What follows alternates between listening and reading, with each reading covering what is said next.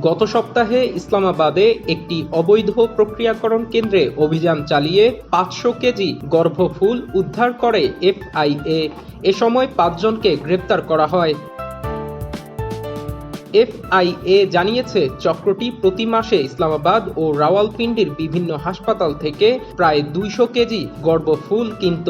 এরপর সেগুলো শুকিয়ে প্রক্রিয়াজাত করে বিদেশে পাঠানো হতো।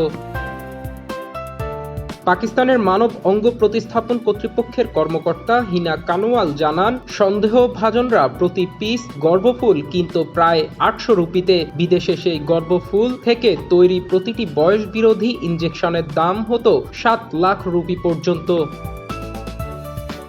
বুধবার ইসলামাবাদ বিমানবন্দরে ভিয়েতনামগামী একটি চালানে ১০০ কেজি গর্ভফুল আটক করা হয়। ছবিতে দেখা গেছে, একটি বাড়িকে প্রক্রিয়াকরণ কেন্দ্রে রূপান্তরিত করে ট্রলি কার্টে শুকনো গর্ভফুল সাজিয়ে রাখা হয়েছে।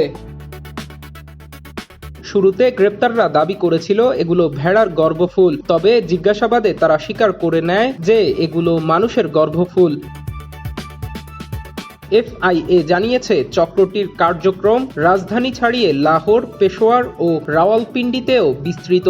ইমিগ্রেশন কর্মকর্তা, বর্জ্য ব্যবস্থাপনা কোম্পানি ও হাসপাতালের সম্ভাব্য সংশ্লিষ্টতাও খতিয়ে দেখা হচ্ছে।